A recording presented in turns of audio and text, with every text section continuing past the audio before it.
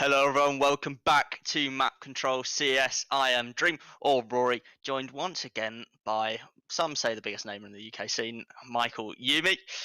We are back after, I believe, at least 3 or 4 weeks away, but there is a lot to discuss. Well, Yumi, how you? Yeah, been all right. It's certainly been a bit of a ride. The UK scene has gotten a bit of exposure internationally.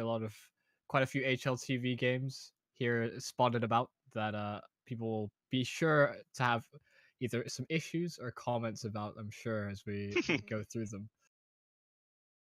Twitch chat never holds back. That's just one thing that you got to love about. So you got to respect about people in Twitch chat. They never hold back on we'll call it criticism, but well, it's certainly been a fueled month or a big month for the UK scene. A lot has gone on, as you said, Yumi. There's been a lot of HLTV games, obviously having quite a few teams in ESL Advanced Playoffs as well. A few teams playing against like sort of Pro 100, etc. Means a lot of eyes on the UK scene. We will get to the ESL or the ESA Advanced relegation, etc., later on. But we will start now with the Epiclan Grosvenor Qualifiers. Obviously, starting off with Reading, which is the one that I attended with Dweg. I mean, a good event. You know, when I attended, that's the only one I've attended so far. Up at 5 a.m. for that was the earliest I've been up in about 5 years, probably. Yeah. But from my point of view at that event, I don't think you'd find many complaints on how it was run. The format obviously had to be changed due to team numbers. It ended up being something like 9 teams, which is obviously painful for an organizer having an odd number of teams. It changed to, I believe, just a straight up best of 3 format, whereas usually it's best of 1 format up until the semi-finals, and then it's best of 3s there. I mean, the only thing really to talk about there for me personally, obviously having attended and being around some of the players there, was talk about the fellow gaming guys. Yeah. Obviously, you know, they were the wildcard pick, which upset some people in season 1. But I realise now why staff and that voted for them. They are just really, really pleasant people to be around. One of them flew over from Spain, and they were telling us about how there's this big Brazilian community in Europe that all play together. It's like 100 players or something, all have a Discord and stuff like that. And that's one thing I wanted to point out to some of the players. Maybe as nice as you can to the staff, etc., because then you will find yourself in these wildcard picks, and that's exactly why Vela Gaming were picked. I was talking to some people there as well about them, and no one had a bad word to say about them. They put up a fight, but the final ended up being Fierce versus Capers. Obviously, it's a bit of a Capers mix, I should say. A bit of a story there. Obviously, Capers and Hype just been, we'll say, let go from Fierce in replacement for the London roster that was coming in. The final was a decently close affair, but Fierce, as I think expected or anyone else would have predicted, they took it, and they were the first people to qualify for those finals in Coventry. Yeah, I mean talking about favela and the whole aspect of the wild card. I think last year in particular it was primarily centered around teams that were sort of not quite ready to compete at the premier level, or I suppose like the higher level of UK Yeah. Counter Strike, but really trying to sort of cultivate and bring up a team and give them an experience in which they would be able to, I suppose, channel that, or at least look back at that experience and grow from it. And so I think when we had talked amongst the admin before, it was something like Newcastle Jags had quite a few votes. I know the team that I think Emmy was backing at the time was also in strong contention, and the Favela Gaming guys, and we saw that the Favela Gaming uh, players were actually the ones that made it to last season's qualifier. So you are right in that you probably should be nice to the event staff and admins and just be a general. I suppose I'll don't be a pain during the events because everybody's there of their own volition. They're there to try and help support the UK scene. And if you're kind of being a dick about it, uh, Yeah, it's just it's it's coming down not to gonna. remembering. Yeah, like, these are people who are passionate about wanting to do this. Especially, I'm not setting anyone out, but me and you, obviously, we do this because we love the UK scene, etc., etc. People are attending there, you know, for love of CS, going to those local lands as well, seeing some people, having a few drinks and stuff like that. It always pays off in the end to be kind and to just get on with your day. You may have some problems with the events, and those are valid criticisms, obviously. Also, we don't want problems occurring with the finals. So if you're going to be a problem, then I mean, you're not it's exactly exactly right. Yeah, wrong in the yeah. argument.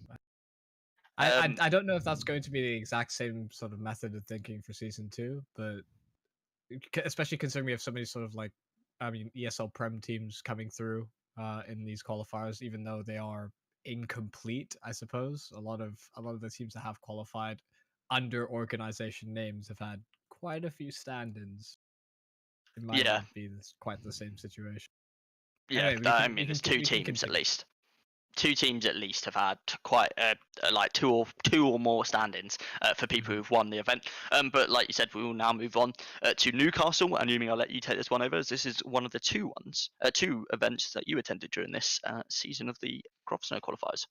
Yeah, in the same way that you had issues with the Reading qualifier and that there was a bit of an odd number of teams. We had the exact same situation with Newcastle. They ran round robin, as far as I'm aware, and they just kept going all the way through all the teams, which is good in terms of giving everybody the fair amount of experience, and they have opportunities to come back even if they lose the first game. In fact, the winners of that qualifier, CEX, lost their very first game. So if it was that sort of single elimination format, they would have been dropped straight out of the race. So it's helped CEX in that regard, but we also ran into other issues. There were obviously delays that occur, which is natural for the LAN environment. Games ran on a little bit too long because we ran obviously two games simultaneously, as that's the amount of PCs and setups that are available.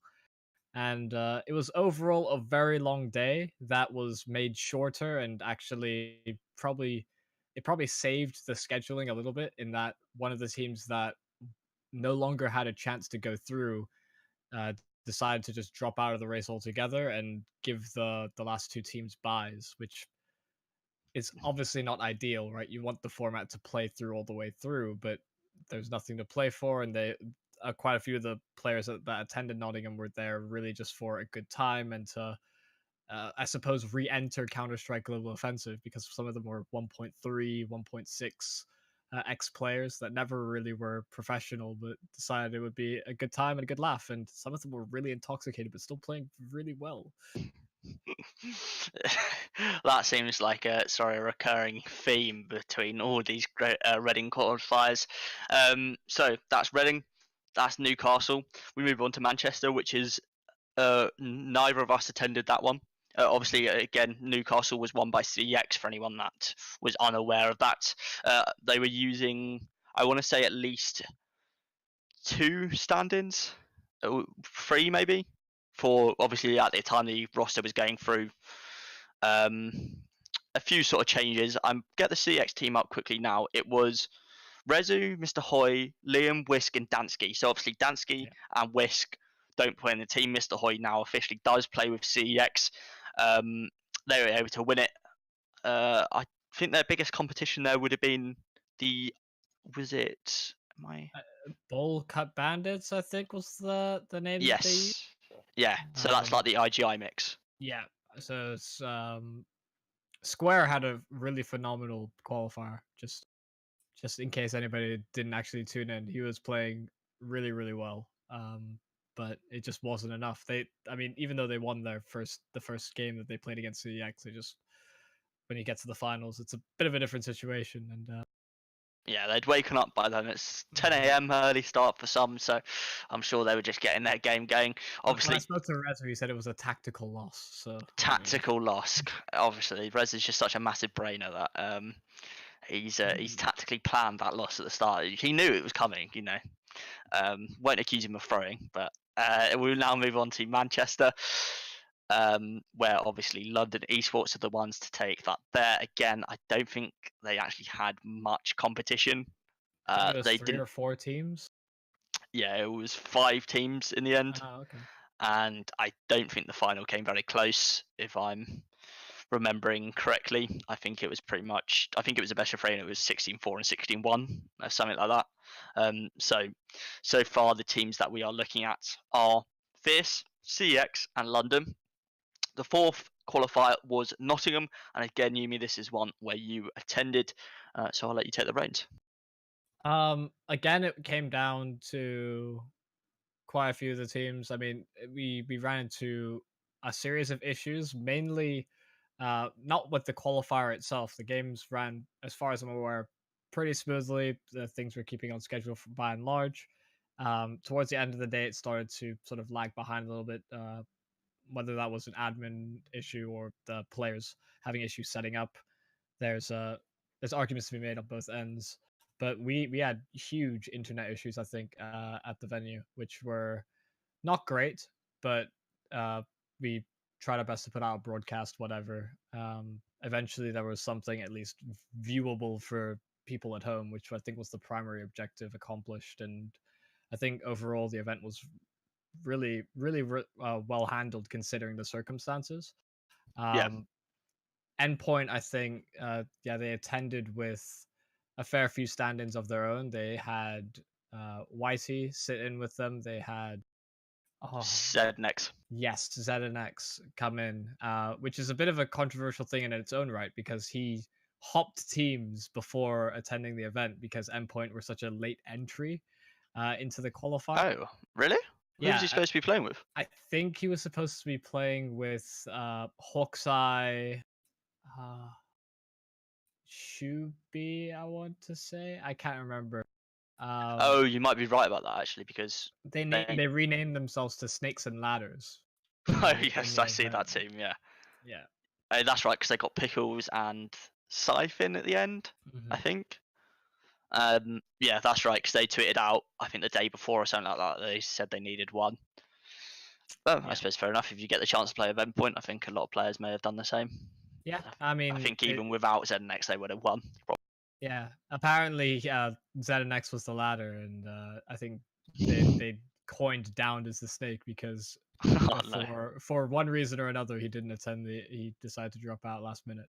It's I mean, it's unfortunate that sort of thing happens, but overall it was sort of always going to be an endpoint win. There were certainly a Yeah. few games within their bracket where things got really close. I think there was a there was a team where I'd recognized a few players from UKCL that were attending, and they brought CX really close on Inferno, and there was actually sort of a point in the game where Endpoint may have well have just lost the whole game, which would have completely ruined their group positioning. Um, but I mean, what do you do when Thomas is Was a it a best of monster? 3 or? It was a best of one at the time, I think, because it was still in the group stages. But Yeah. So the only close that would have been against IGI and Cash, maybe 1916 in overtime. it was an Inferno game, so I'm unsure. Oh, oh. It's my memory is awful. I'm literally like a goldfish with a slightly bigger brain. Yeah, that's fair enough then. Um, yeah, I But mean it yeah, was a decently easy ride anyway. yeah, exactly. And it was a really strong performance from I think Thomas primarily. Like I think he was a huge standout player for them that even when things were getting a little bit rough, he was still having a big. Although I think Thomas sort of, if I'm remembering correctly, had a bit of a slow start in the best of three finals or weighted best of three finals, Yeah, but it doesn't really matter when you've got the caliber of Endpoint versus teams that aren't really fully complete teams. So yeah. I mean in the final they faced the London Lynx mix, which realistically was never really going to put up that much of a fight. It was 16-10 and 16-7, which is by no means they've been completely stomped over, yeah, but it was always going to be an endpoint qualifier. Um, that is all four qualifiers, and to anyone who's missed anything, it is Fierce, CEX, London, and Endpoint so far who have qualified for the finals, and that is going to be a good final. That is one thing for sure. That so far, yeah, although the qualifiers have gone exactly pretty much how we expected them to in terms of when we see the teams, this is probably what we would have predicted. Um, but it was good to see, that these teams are playing well and that we're going to see them at the final was exciting, because I think this will probably be on HTV. There's a decent prize pool to play for these teams, but we are now waiting on Cardiff, and Cardiff has Indeed. created some drama, we'll say, in the Twitterverse so far. So what I'll try and do is explain the situation. Me and Yumi will then discuss from both sides, give our points of view as we always do. But basically, the situation is the Cardiff qualifier was supposed to be the first qualifier, if I'm correct. That was supposed to be the first one before. It was supposed to be the first one. Reading was supposed to be the second. However, due to, I believe, dates got wrong by Grosvenor and booking, etc., something was overbooked, so they had to change the date to the 13th of April. Now, the 13th of April is next weekend, which will indicate the final qualifier.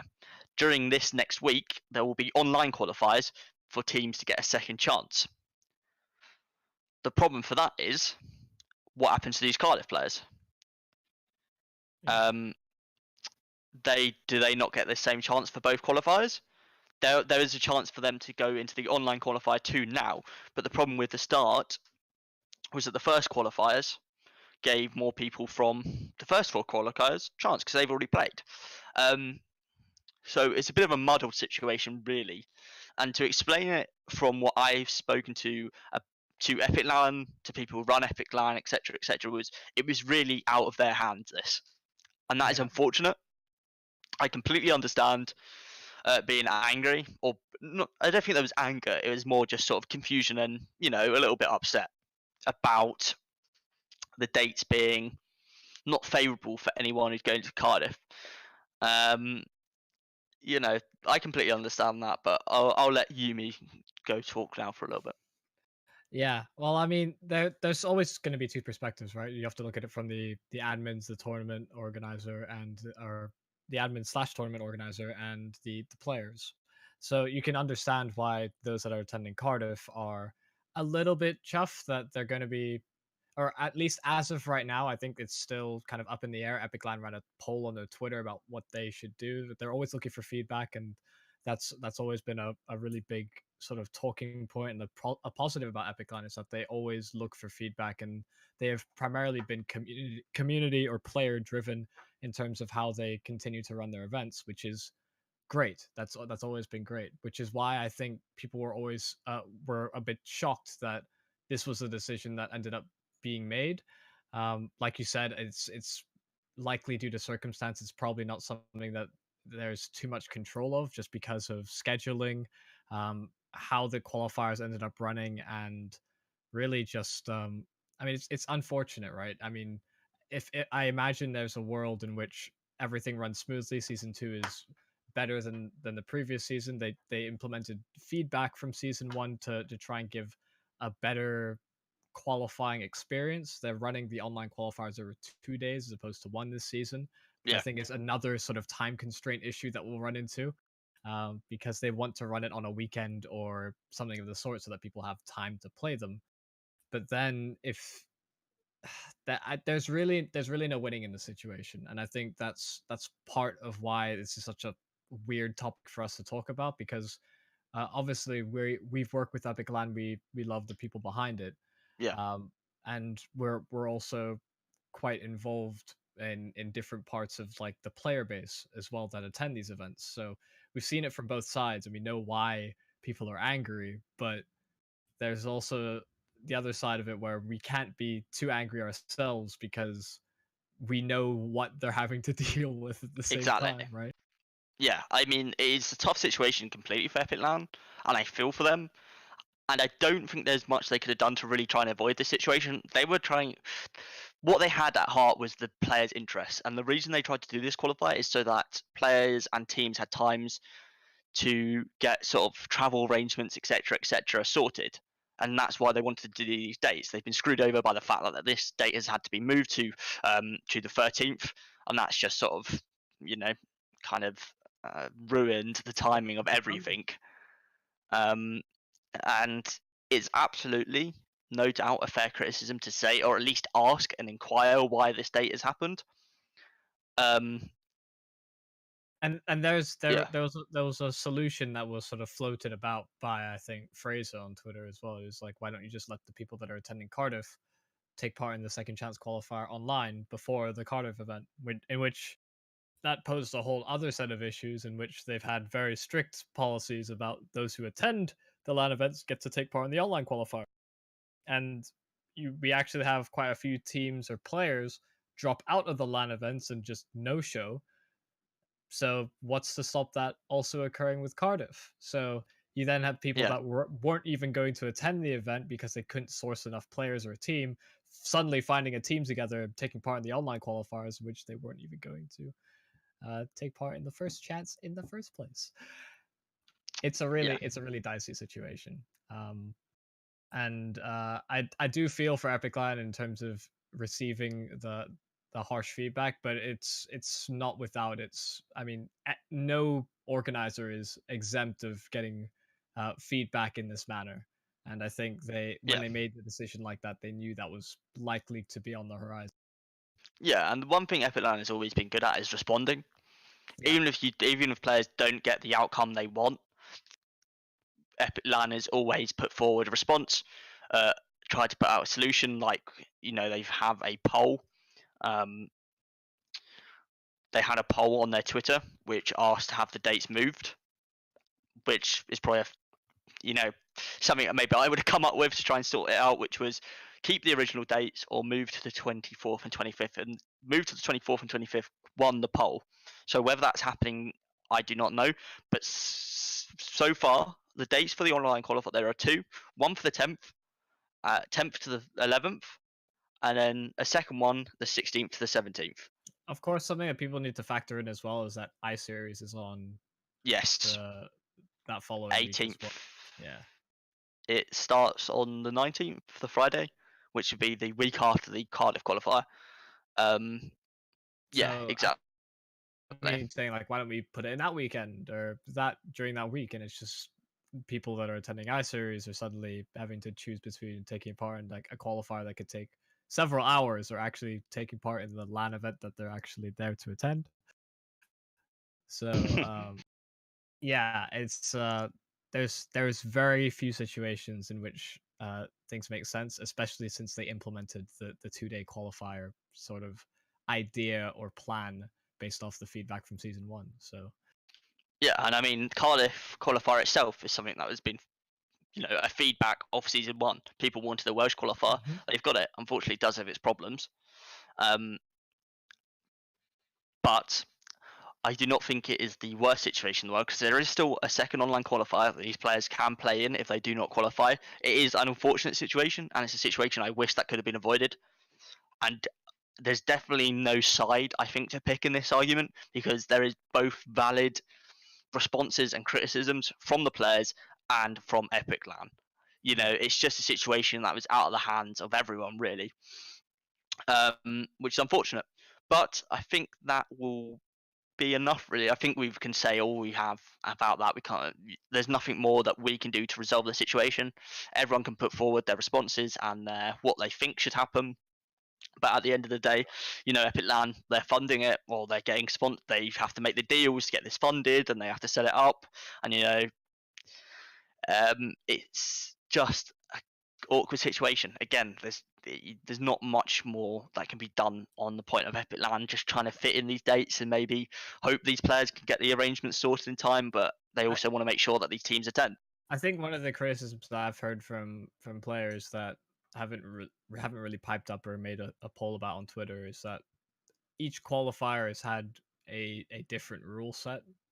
Mm-hmm. Granted, that's to try and make sure that the teams have the best amount of experience, or you get the best of the teams that actually attend these events. But then it suddenly calls into question how many chances do you get if you happen to attend a qualifier that has less people. And there's, I think there, if there are to be following seasons, I think a stricter rule book is certainly something that should be looked at. And Yeah, maybe they implement an ESL rule 2.1 whereby they can change things if they want to. the rule book is a living, breathing organ. It, That's just a fact of life.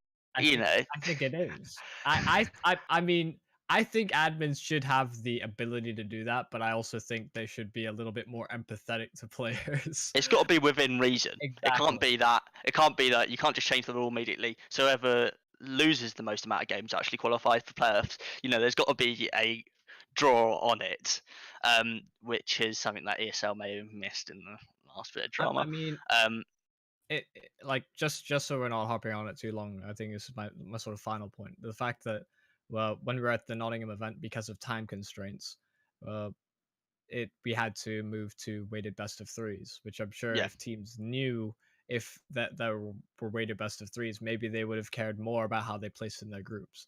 Granted, that's all mhm, hypotheticals. That's all. Um, that's me sort of inferring or pushing in my own sort of narrative on it. But if like things like elements like that do change how people perceive or sort of commit their amount of energy towards an event. And so if that's to be the case, I feel like that should be ironed out beforehand. But of course, you run into issues that you can't foresee, and so adaptations have to be made, right? So yeah, I do think stricter rulings or more clarified rulings, or maybe even just making it so that qualifiers are cut out a little bit earlier, yeah. so that admins have an appropriate amount of time to fully structure everything and uh, even sort of adjust timings based on how long they expect the delays to go, then it would do a lot of good in terms of consistency. Yeah, and that's exactly what players want. They want consistency. So if they're attending more than one qualifier, they know what to expect. Mhm. But obviously, team sizes and sorry, not team sizes, but the amount of teams attending, etc., Yeah. have led to having to change format, having to change this, that, and all the rest. But that'll be my final point as well. That is pretty much it in terms of Cardiff. We've given what we can to try and resolve or what we think about the situation. Again, I don't think there's many wrong sides in this argument.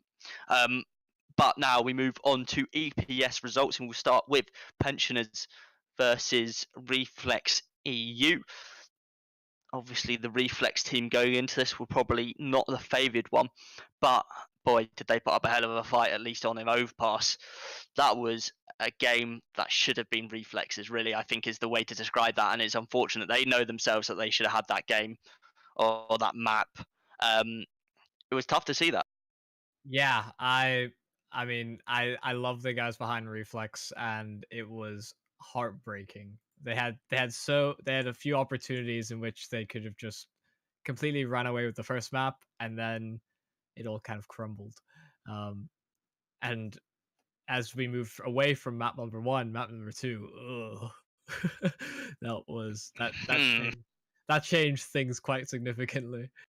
Yeah, Pensioners sort of re-established why they were the favourites in the series on that map. They took it 2-0. But what you can't fault for Reflex is not having their full squad, or at least not the full. Might have been a full squad at one time, but unfortunately, due to changes, people leaving, etc., they did not have their full squad going into this. And something exciting and something cool that I was surprised to see was Shiki standing behind them. It was good to see. Um, uh, and seems he may have had some effect. I don't know, obviously, because I wasn't listening to what Shiki was saying. But I was talking to him when he was streaming. He's just saying, they just wanted someone who had a little bit of experience behind them, and that little bit of experience probably made a difference in a couple of those rounds. Yeah, I can imagine, especially because a lot of them it's their first time on the ESL Prem stage.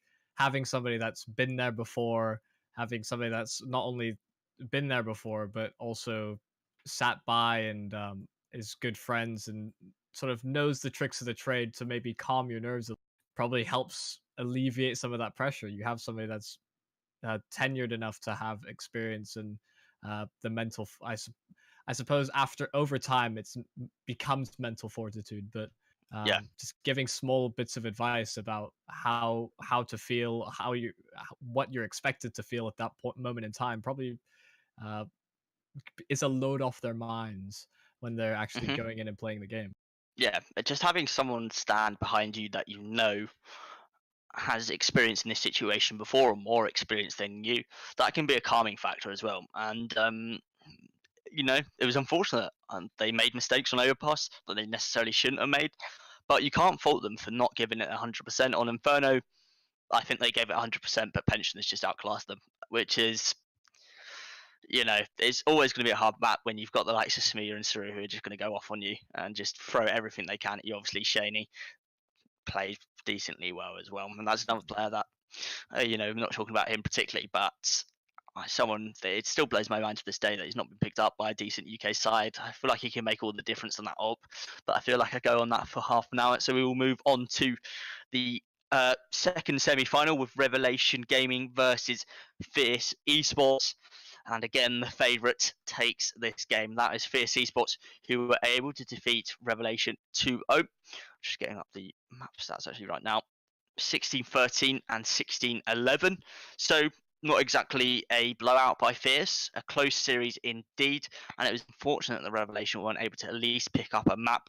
Inferno, we had the likes of Crazed and Hawk, surprisingly, maybe two players on that team you wouldn't expect to play, you know, the best on the team, but they did a decent job the entire series.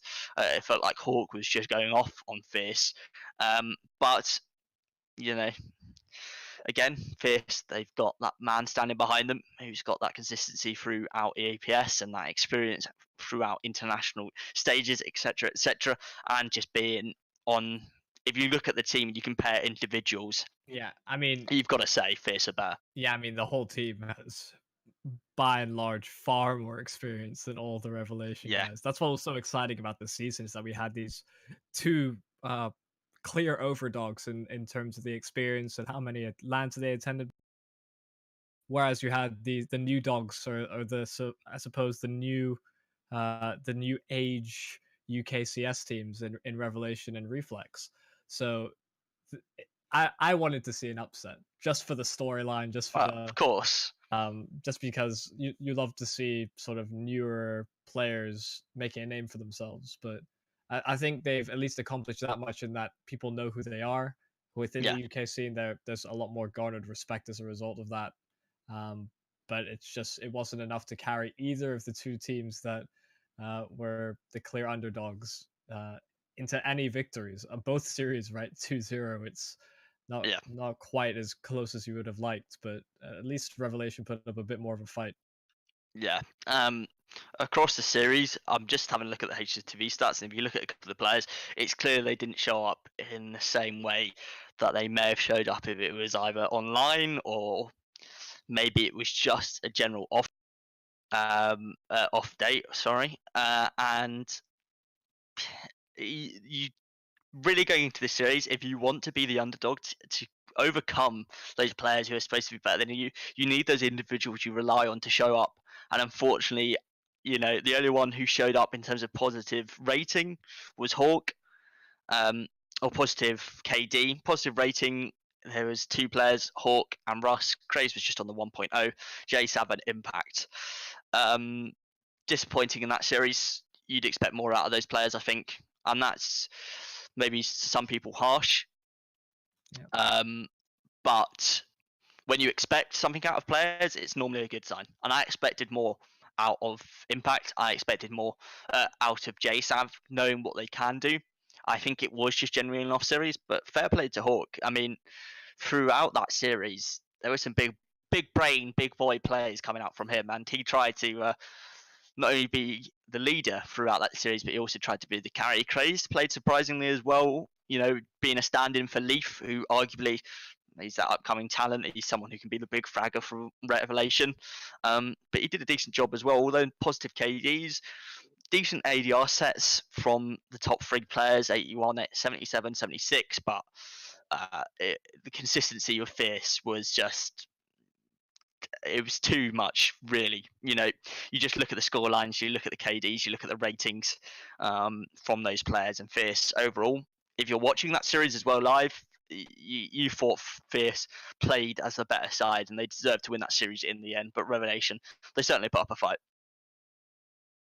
Yeah, I think that's absolutely accurate. I mean, you have as well the Prem VP multiple times over in Rust. I love it. I don't know why I love that.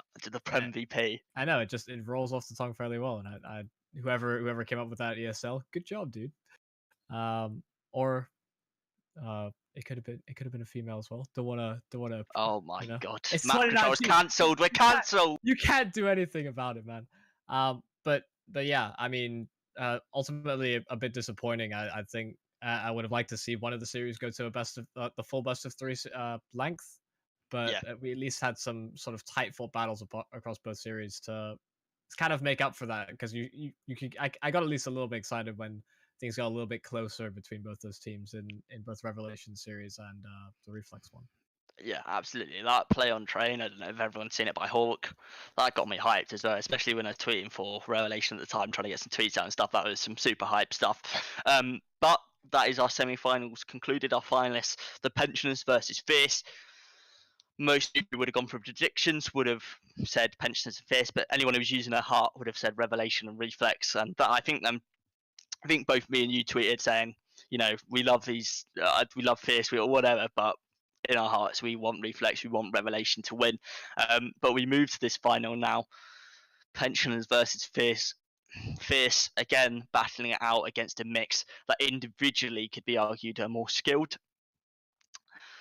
And well, I'm just sorry, it just making me laugh looking at Smear's HOTV score. He got a 1.68 rating in the final, plus 41, 107 ADR throughout that series. And obviously, most people in here will at least know the result. Pensioners took the series 2-1. The first map going to the Pensioners 16-8. That was Inferno. Usually a good map for Fierce. I've seen it play a few times, but then Smear's going off on you 31-11. Sometimes it can be a tough road.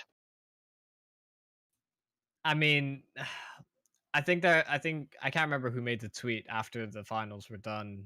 I mean, the series was close and that went 2-1, but the fact that we're even in a situation whereby a player that's already broken out of the UK scene Yeah, uh, has like fair international stardom is playing in a Prem finals that's supposed to bring up UK teams to towards that level. That's a bit of a it's a dicey situation. I obviously there was a release by ESL about the whole situation, but he was still allowed to play, and you can see the impact and the difference between him and the other UK players in the server. I mean, even separating as far as what almost 30 kills, 27 between him and Shaney uh, yeah. in the whole series. Like that's ridiculous in terms of a full best of three. uh, that is, we'll say good. At the very least, that is good to get that. To even believe was the only one who went positive in terms of KD on the map they lost as well. Train. If you're looking at the maps, it is a 2-1 series, but 16-8, 16-9 in the losses for Fierce. You know, it's by no means it's just a direct blowout.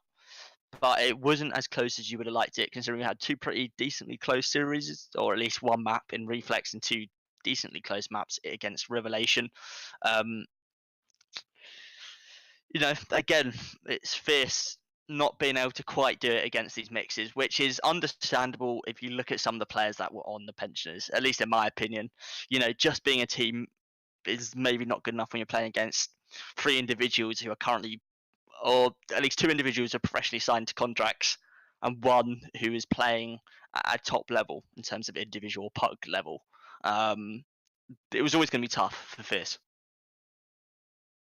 Yeah, I mean the finals kind of left a bit of a sour taste just because it's I don't know. I mean the pensioners now qualify themselves for what MDL relegations. If I'm not mis- Um, yes, that's a good point as well. Considering that I believe, is it not Surreal is already in MDL relegations, and Smee, the majority of these players are probably not going to be playing in that, which yeah, is which is yeah, another sort of like oh that's another situation now ESL have to deal with. Um, but rule 2.1 I suppose the the rule book can still change. I'm sure I I'm love how you that know the number for the rule as well. well no it's just it's been memed about Yeah, exactly.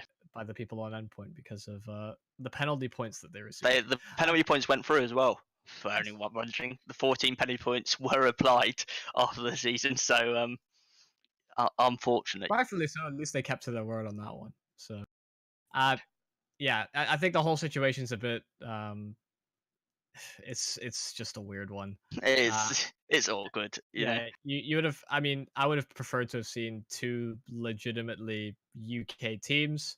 go through towards MDL relegation. That way, we have a better chance of actually having an MDL qualified team, and you can see how well we shape up or scope versus the other international lineups.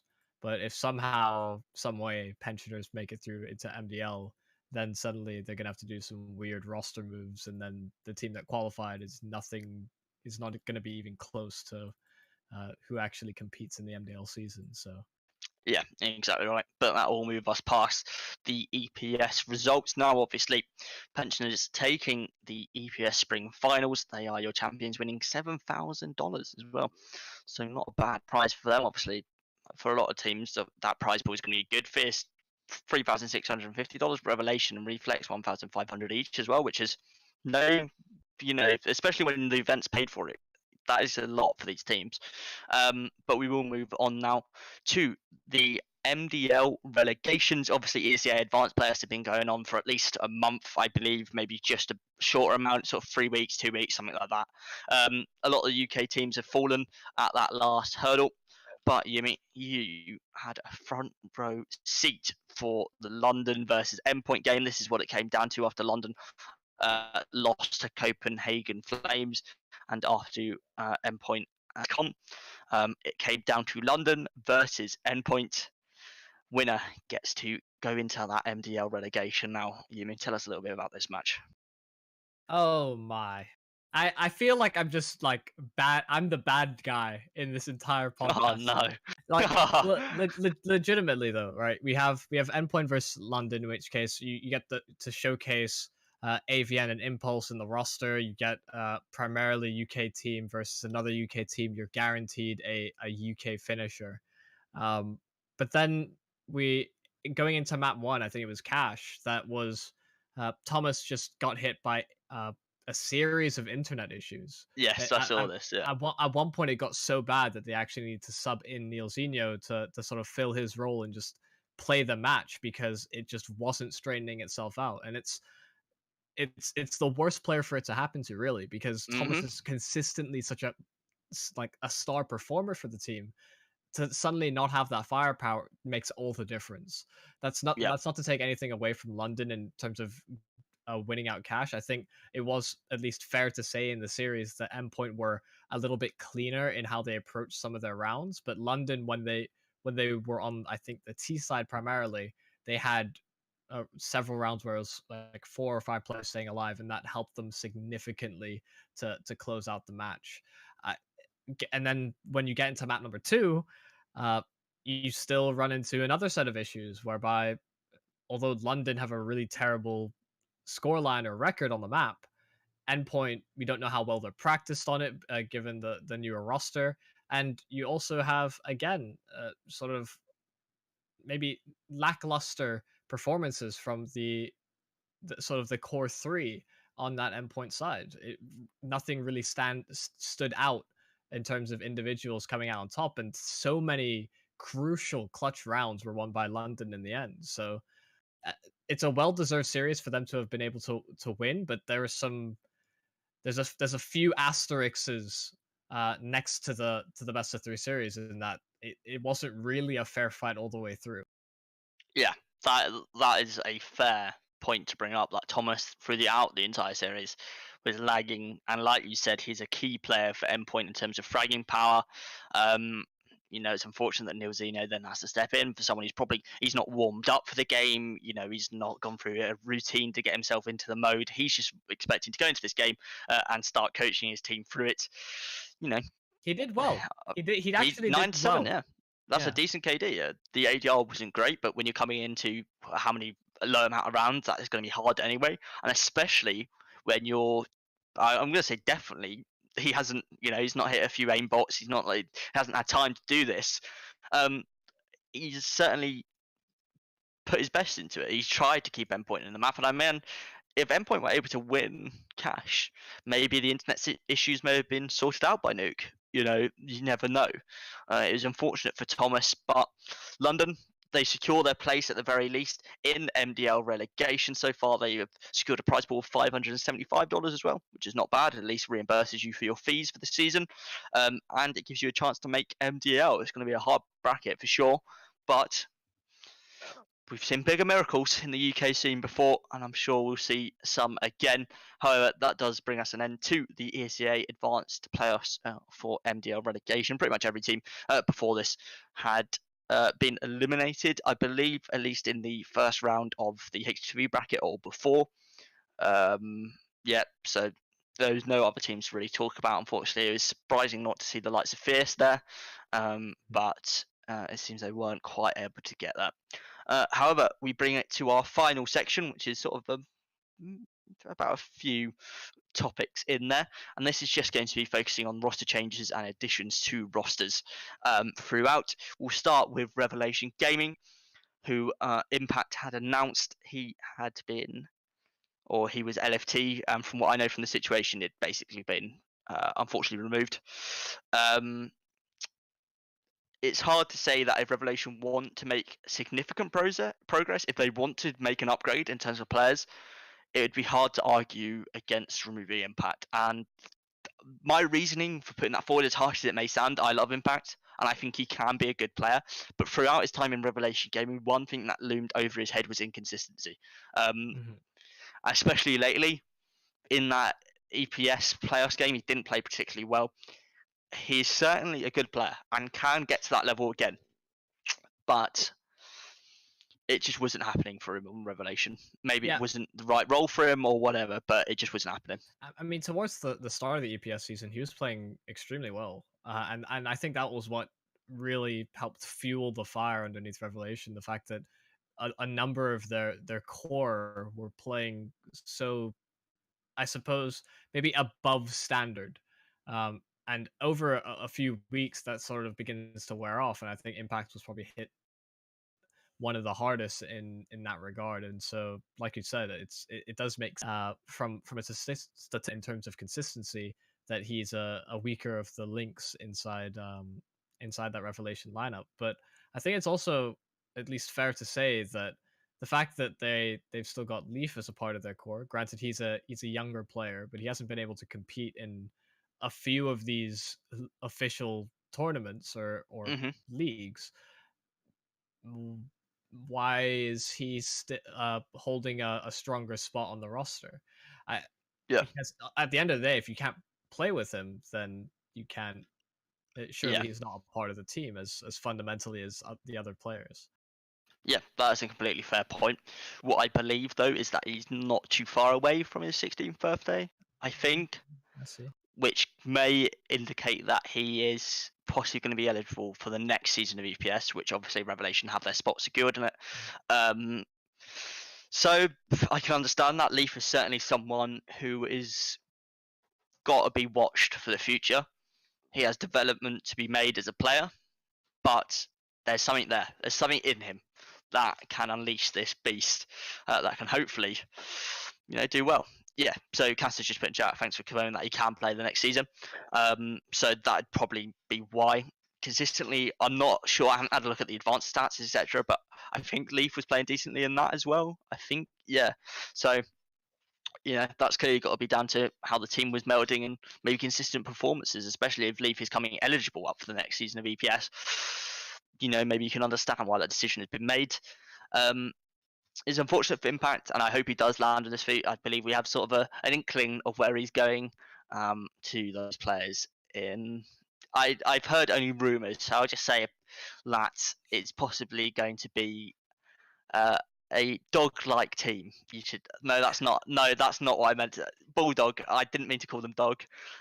Basically, apparently he is linking up with those Bulldog players, which I think could be a good team for him. Hopefully, he can get his consistency back if he does start to join them. I've heard a few rumours from, I think I want to say about 5 or 6 players now, actually. I've been hounding Cypher, but he's not directly confirmed it to me, unfortunately. I see. He's getting beat up at LAN anyway. So we will move now on to Reflex, who unfortunately lost Brody. Was it after the event you said they'd lost Brody? So I believe, as far as I'm aware, the situation stands that because Reflex played in ESL Prem for the majority of the season, I think with Whisk, Whisk did end up attending the finals with Reflex, in which case I think if you're Brody, you may begin to question, am I really on the team, or is Whisk still holding his spot? Of course, I think the rumor mill was that Whisk was a part of the sort of LF org situation alongside KPIZ Hype. which has been confirmed now.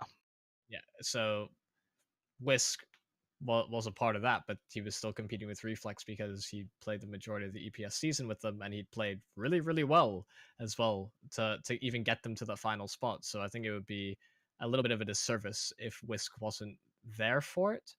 But Yeah, then afterwards, after EPS is concluded, Brody's announced as a part of a different roster, um, which we will come to as well. which we will come to. Yeah. Um, but alongside the dismissal, or I suppose the migration of Brody, we have also it's what appears to be a removal of Casa. Yes. This was a surprise to me personally. Not I'm not directly involved with any of the Reflex players, so I wasn't keeping up to date on the roster. But it felt like they played all right at this LAN, at least. I didn't expect this change to come in. I'm not sure directly what the reason is for it. Yumi, you may know, but I'm about as left in the dark as you. So yeah, that's unfortunate because again, I'd probably say this for any player, but personally, I like Casa. I think he's a decent player as well. Obviously, it seemed he had sort of time issues on Revelation or here at JMX. There was something there, but Reflex seemed to be a good fit for him, and it was surprising to see this change come in. I think Shiki himself said that he didn't expect this and shouldn't have happened. Now, that's not our call to make, of course. We're not in that team. We are not the ones that are having to play. Uh, we're not happy. Yeah, I'm reading what White is saying. But that's always got to be a team decision, whether we agree with it or not. It's quite hard to say this is the directly wrong decision or this is the perfect decision. Because we are not there in those practice sessions. We are not there in those official. from an outsider perspective, I suppose you can look at it from Reflex before they were Reflex were Neds. Neds kept the core three in Mog, Emmy, and JCMX. So maybe they're trying to rebuild the team with Brody being out and Casa coming in sort of within the season. Then maybe it's a restructuring from there. Maybe they're bringing in two new players.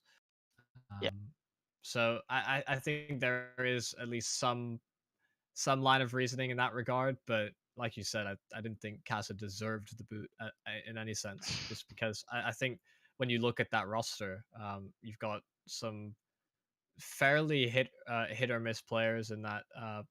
Mog has had some consistency issues in terms of his EPS performances before. He had a pretty good line yeah, overall, but uh, you also have this sort of, I think there's a very temperamental nature to this Reflex sort of lineup that I think Castle was at least from appearances. Every time I've spoken to him as well, he's been a fairly level-headed, sort of pretty calm guy, and I think you need somebody like that to sort of reel things back. yeah, uh, yeah. It was an unfortunate change, an unexpected change, but again, not clued in on every decision or what's gone on, so it's hard for me personally to comment, especially when I'm not, directly involved as friends or anything like that. I consider them close acquaintances and whatnot, but um, it's really hard for me to comment on this because I do not know the situation. And although I don't necessarily agree, I would have liked to see this roster go forward. It's up to those players, and hopefully they can make it work, and hopefully Kester can find a team that suits him as well. But that is the Reflex changes, and we will move on to where Brody has gone to next, and that would be this new ZNX roster. Glad to see him end up somewhere, obviously after his little stint in Fierce. The new roster is Laney, Connor, ZNX, Brody, and James BT. I'm going to have to wait and see how this roster pans out, but pure individual level, that's a decent level, I think. Yeah, this is a really interesting roster. I mean, it ultimately will depend on how well they're able to prepare amongst each other, because they've certainly got firepower. I think that's something that many people have been able to at least comment on. I think that in the Twitter post there's a little bit of flame towards Brody for a few different things. But I certainly think he's capable of sort of reaching the same sort of star power given the right circumstances to do it in. We haven't seen him on a consistent roster for quite some time now, and so if this actually does turn out to be a stable team, then I think there's a strong possibility that we see something produced by this five in the future. So I'm just looking at the replies. I thought I'd check because I couldn't remember what was said, but Yeah. some people just have no chill. Fair enough. Fair enough to Fraser. He knows his tweet. Yeah, I mean, we'll have to wait and see for this roster to perform. Hopefully, it is able to perform because I think ZNX is a very good player and could rise to the top of the scene. The problems he had in Fierce, from what I was told, were direct role issues. That wasn't able to fit into the system of the team, Hmm. and that's tough. Going into a team that you're hoping, you've signed a contract, you're going to this big team in the UK. Left your other team. Exactly, you're hoping you can get something done in there, and now maybe roster, I wouldn't say is obviously not as good as Fierce, but it can certainly get something done. Definitely a team that could contend at EPS, maybe be an upset in a semi-final or something like that. But we will have to wait and see. And now, the most surprising news, I think, during my time of UKCS, this is the most surprising for me personally. I never expected this to happen, but our good friend of the show, Whitey, he is now the coach for Endpoint CS. Now, I will give my initial thoughts on this directly. There's no one who has worked harder to be a general nice person and someone who's genuinely tried to reach out to players and make them better. The chats I've had with Whitey about the scene, etc., have always been helpful, always been felt rewarded just talking about it with him because he has such experience within the scene and everyone respects him. You'll find very few people who have a bad word to say about him. So if there's anyone who deserves this opportunity on face value, it's got to be Whitey. Now, fair criticism, what will it work? I don't know. No one really does yet. We have to wait and see. But I mean, I want to get your thoughts on it, Jimmy. Well, I think it's a bit it is a bit odd coming from Neil Zeno to Whitey, but I suppose having a change up that drastic it may actually be what Endpoint needs. Just because if you look at their Hmm. sort of they've been on a bit of a steady decline, I suppose. Yeah. They've made a few changes in terms of mixing up their core roster, and maybe the coach is that next step. I think what most surprised me about this was that I'd always thought Whitey was more committed to and more interested in being on the player side of things. Yeah. In previous Epiclans, I've seen that him and Shiki do quite have this sort of back and forth where even if Shiki wasn't playing at the event and he was just there to spec, they sort of have a consultancy between them. So Yeah. maybe that's an element that's going to be channeled in by bringing YT in as coach, is that he's able to speak to the players in a way that's uh, maybe not what they want to hear, maybe a bit more personal, as uh, some people often construe what Shiki is saying as a bit more too personal, but Yeah. it might be just enough to get them over a line that they or this the sort of hump that they've been on. So I mean, I think you're right in that we'll have to see how things work out, but having a different approach can certainly it's not to be underestimated. Oh, absolutely. And for people who focus too much on the CS side of it, like, is he going to be able to bring the same level? Firstly, don't know what Neil Zeno brought, but from his experience, etc., you'd imagine he can bring a certain level to the CS side of it. But I'm just having a look at the Shiki tweet, and this explains why my first thoughts about it were, oh, so he's sort of brought in as this person who can lift the mood of the team. He can give these attitudes a lift, and he can stop, like you said, this steady decline. And even if he's still by no means got bad knowledge of CS at all. His team just made it to main, etc. That's a decent level at ESEA standards for sure. So there's certainly something that you can help out. And when you're a coach as well, switching from IGL to coach is not as easy as some people think, because obviously IGL and coach, there's two different things. It's like being a IGL and then going to like an analyst desk. Taking a step back and having a look is a lot easier than IGLing in game. So maybe Whitey's a lot better. He's still a good IGL. Maybe he's taken a step back. He's an even better coach.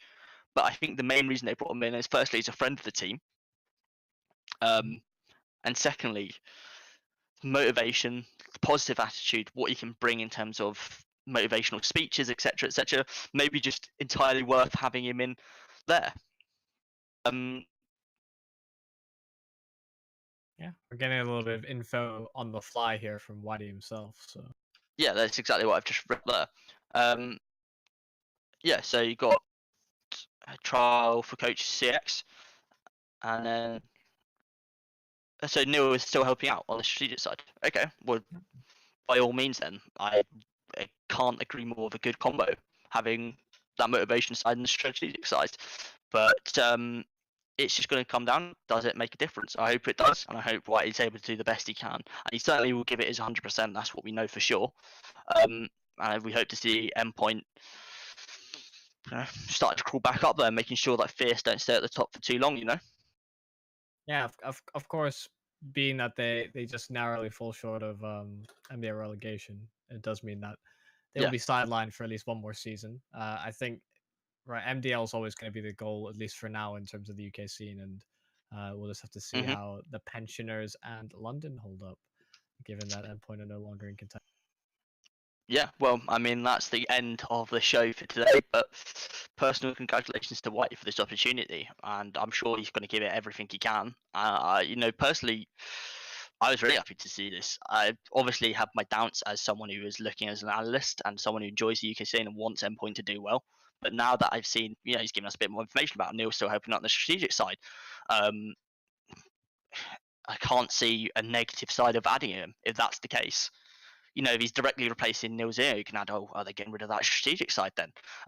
But I will stop going on there. Congratulations to Whitey. Obviously, to anyone else in these roster changes who've managed to find a new team or get into a new team on the new rosters, etc., etc. Just want to thank everyone again for joining us, for interacting in the chat. Always helps as well, giving us more information or giving us a comment or whatever. We are now hoping that maybe we can get. I've seen a few people still tweeting about interviews, and I'm sure that's something we'll discuss further about who we can get on, or if it's viable to try and get that done. Maybe we can get Whitey on. There's so many people that I would love to pick their brains about, and I think would be an interesting topic or interesting discussion. But again, thank you to you, Meet, for joining us. Thank you to for joining again. Obviously, he is the main reason that I keep doing this, just to see his beautiful face. And Fraser for producing again, did a marvelous job as per usual. Everyone in the chat, thank you. And if you are just joining us now, you can catch the VOD on our YouTube. It will be tweeted out as well. Our next episode, I'm sure, will come in a couple of weeks after the Cardiff qualifiers and the finals, etc., etc. I'm sure there's some more games to be played, including the ESL MDL relegations. So again, thank you for joining us, and we'll see you next time. Hey. Sound